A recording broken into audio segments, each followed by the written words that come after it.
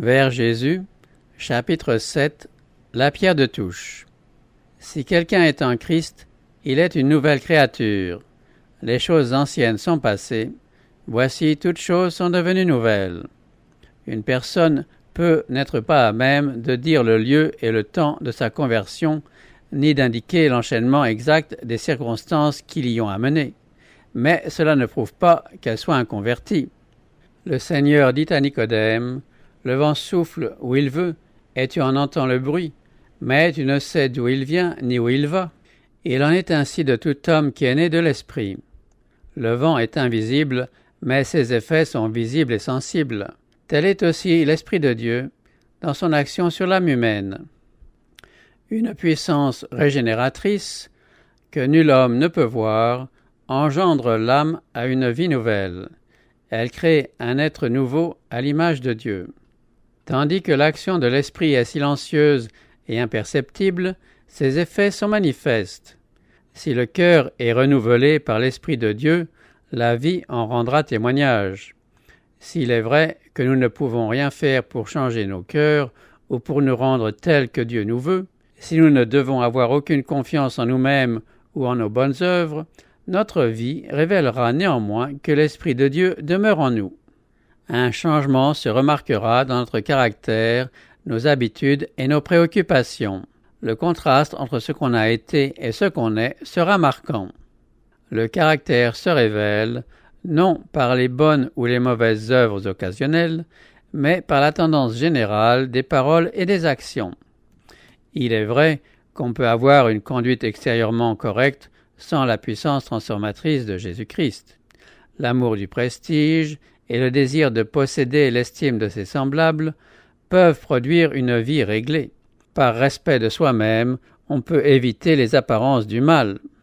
Un égoïste peut faire des actions généreuses. Comment alors déterminer de quel côté nous nous trouvons? Qui possède notre cœur?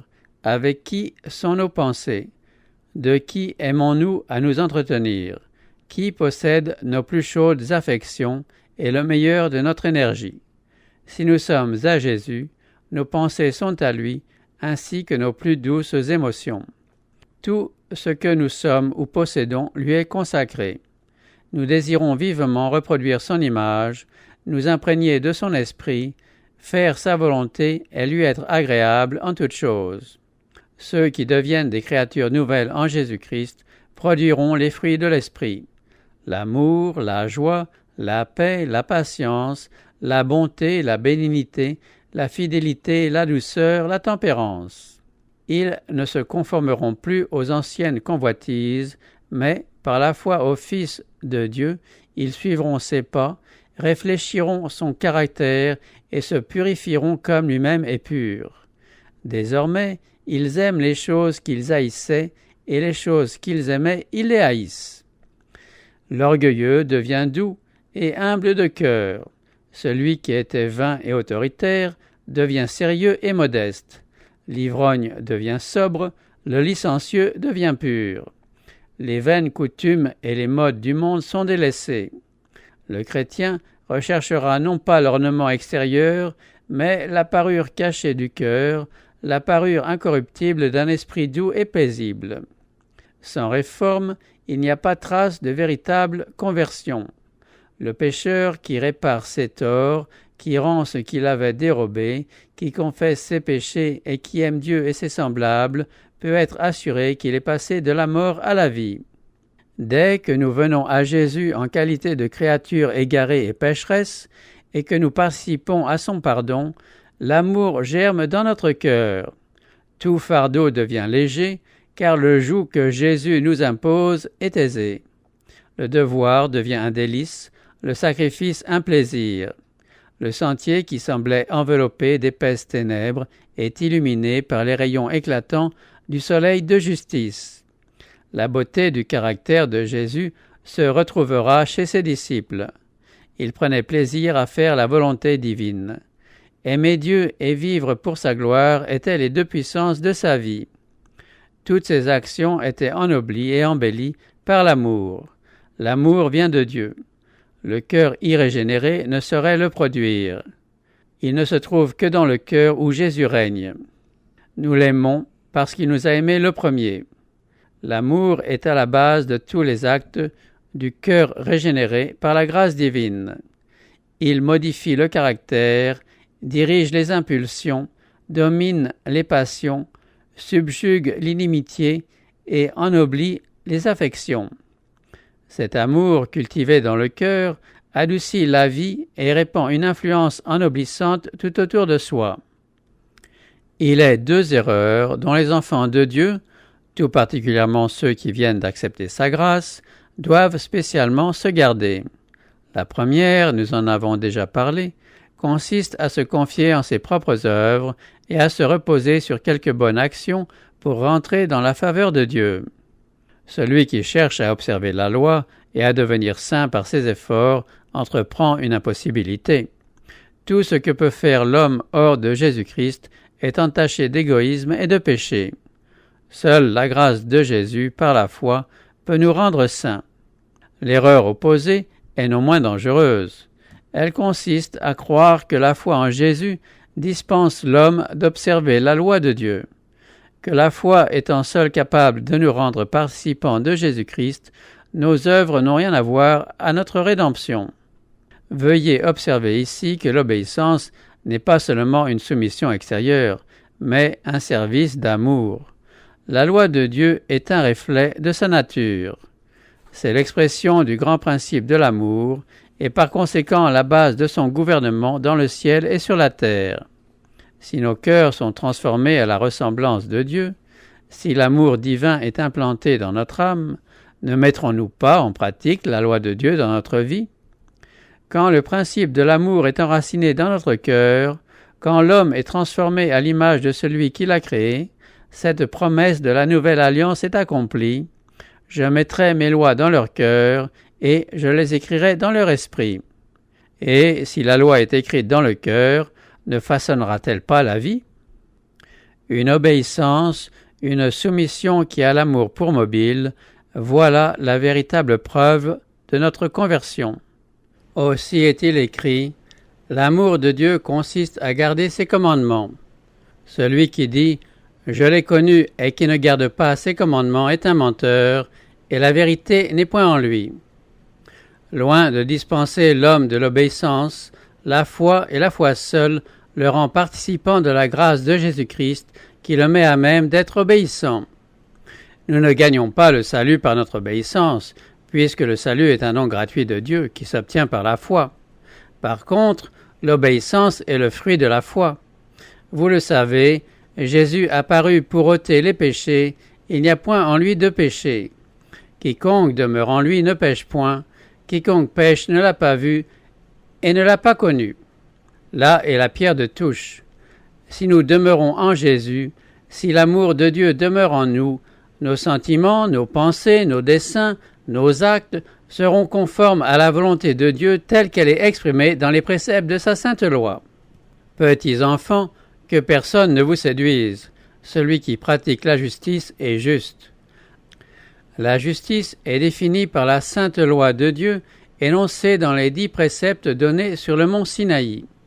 La prétendue foi en Jésus-Christ, qui délie les hommes de l'obligation d'obéir à Dieu, n'est pas de la foi mais de la présomption. C'est par la grâce que vous êtes sauvés par le moyen de la foi. Mais la foi, si elle n'a pas les œuvres, elle est morte en elle-même. Avant son incarnation, Jésus disait de lui-même « Je veux faire ta volonté, mon Dieu, et ta loi est au fond de mon cœur. » Et au moment de remonter au ciel, il faisait cette déclaration « J'ai gardé les commandements de mon Père, et que je demeure dans son amour. » Si nous gardons ses commandements, par là nous savons que nous l'avons connu, dit l'Écriture. Celui qui dit qu'il demeure en lui doit marcher aussi comme il a marché lui-même. Christ aussi a souffert pour vous, vous laissant un exemple, afin que vous suiviez ses traces. Les conditions de la vie éternelle sont aujourd'hui ce qu'elles ont toujours été. Ce qu'elles étaient au paradis avant la chute de nos premiers parents, une obéissance parfaite à la loi de Dieu, une justice parfaite. Si la vie éternelle était accordée à d'autres conditions, le bonheur de l'univers tout entier serait compromis. Le péché et tout son cortège de maux et de souffrances seraient immortalisés. Avant la chute, il était possible à Adam d'acquérir un caractère juste par l'obéissance à la loi de Dieu. Mais il échoua, et, à cause de son péché, notre nature est déchue et nous sommes incapables de nous rendre justes par nous-mêmes. Étant mauvais, nous ne pouvons pas obéir parfaitement à une loi sainte. Nous ne possédons pas de justice personnelle qui nous permette de répondre aux exigences de la loi de Dieu. Mais Jésus-Christ nous a préparé une issue. Il a vécu sur la terre au milieu des mêmes épreuves et des mêmes tentations que nous. Il a vécu sans péché. Il est mort pour nous. Et maintenant, il s'offre à prendre sur lui nos péchés et à nous donner sa justice. Si vous vous donnez à lui et si vous l'acceptez comme votre sauveur, quelque coupable que votre vie ait pu être, vous êtes, à cause de lui, considéré comme étant juste. Le caractère de Jésus-Christ est substitué à votre caractère et vous avez accès auprès de Dieu comme si vous n'aviez jamais péché. Il y a plus. Jésus change votre cœur. Il y habite par la foi. Ces rapports avec Jésus par la foi et cette reddition constante de votre volonté à la sienne, il faut les maintenir. Tant que vous le ferez, il produira en vous le vouloir et le faire selon son bon plaisir. Vous pourrez donc dire, si je vis, ce n'est plus moi qui vis, c'est Christ qui vit en moi. Si je vis maintenant dans la chair, je vis dans la foi au Fils de Dieu, qui m'a aimé et qui s'est livré lui-même pour moi. C'est ainsi que Jésus pouvait dire à ses disciples, « Ce n'est pas vous qui parlerez, c'est l'Esprit de votre Père qui parlera en vous. » Alors l'Esprit de Jésus-Christ, agissant en vous, vous permettra de manifester les mêmes dispositions que lui et vous accomplirez les mêmes œuvres, des œuvres de justice et d'obéissance. Nous n'avons donc en nous absolument rien dont nous puissions tirer vanité. Nous n'avons aucun sujet de nous glorifier. C'est sur la justice de Jésus qui nous est imputée et sur celle que son Esprit produit en nous et par nous que reposent toutes nos espérances. Quand on parle de la foi, il y a une distinction qu'il ne faut pas perdre de vue. Il est un genre de croyance essentiellement distinct de la foi. L'existence de Dieu, sa puissance et la véracité de sa parole sont des faits que Satan lui-même et ses anges dans leur fort intérieur ne peuvent nier. La Bible nous dit « Les démons le croient aussi, et ils tremblent ». Mais ce n'est pas là de la foi. La foi, celle qui est agissante par la charité et qui purifie l'âme, n'est pas une simple adhésion à la parole de Dieu. C'est la reddition complète entre les mains du Sauveur, de notre cœur et de toutes ses affections. C'est par le moyen de cette foi-là que l'âme est transformée à l'image de Dieu. Et ainsi, le cœur qui, dans sa condition irrégénérée, ne se soumet pas à la loi de Dieu, il ne le peut même pas, trouve désormais son plaisir dans la pratique de ses saints préceptes et s'écrie avec le psalmiste « Combien j'aime ta loi, elle est tout le jour l'objet de ma méditation. » Et la justice de la loi est accomplie en nous, qui marchons non selon la chair, mais selon l'esprit. Il est des personnes qui ont appris à connaître l'amour et le pardon de Jésus-Christ et qui désirent sincèrement être des enfants de Dieu. Toutefois, elles voient les imperfections de leur caractère et les insuffisances de leur vie. Et elles en viennent à douter de la réalité de leur régénération par le Saint-Esprit. Je leur dirai, ne vous laissez pas abattre. Nous devrons souvent nous prosterner aux pieds de Jésus pour y venir pleurer sur nos manquements et nos erreurs, mais ce n'est pas une raison pour nous laisser aller au découragement. Même si nous sommes vaincus par l'ennemi, nous ne sommes pas repoussés, délaissés ni rejetés par Dieu. Non, Jésus-Christ est à la droite de Dieu et il intercède en notre faveur. Le disciple bien-aimé disait « Je vous écris ces choses afin que vous ne péchiez point. Et si quelqu'un a péché, nous avons un avocat auprès du Père, Jésus-Christ le juste. » N'oubliez pas ces paroles du Sauveur. Le Père lui-même vous aime. Il désire vous ramener à lui et voir reproduite en vous sa pureté et sa sainteté. Si seulement vous consentez à vous remettre entre ses mains, celui qui a commencé en vous la bonne œuvre la perfectionnera jusqu'au jour de Jésus-Christ. Priez avec plus d'ardeur, que votre confiance soit plus implicite. À mesure que nous avons lieu de nous défier de nos propres forces, apprenons à nous confier en celles de notre Rédempteur, et nous glorifierons celui qui est notre vie et notre joie. Plus vous vous approcherez de Jésus, plus vous vous rendrez compte de vos lacunes, car votre vision spirituelle sera plus claire et vos imperfections offriront un contraste de plus en plus frappant avec la perfection de sa nature. C'est la preuve que les charmes de Satan ont perdu leur puissance et que l'influence vivifiante de l'Esprit de Dieu vous tire de votre léthargie.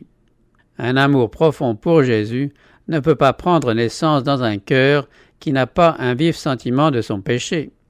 Si nous ne voyons pas notre difformité morale, nous avons la preuve indubitable que nous n'avons pas encore discerné la beauté et l'excellence de Jésus-Christ, dont le caractère fait l'admiration de l'âme transformée par la grâce. Moins nous trouverons de choses estimables en nous, plus nous comprendrons la pureté infinie et l'amour de notre Sauveur. La vue de notre nature pécheresse et de notre impuissance nous jette dans les bras de celui qui peut nous pardonner. Et Jésus révèle sa force à l'âme qui le recherche dans le sentiment de sa faiblesse. Plus la conviction de notre misère nous pousse près de lui et de la parole de Dieu, plus haute est la vision que nous avons de son caractère et plus parfaitement nous réfléchissons son image.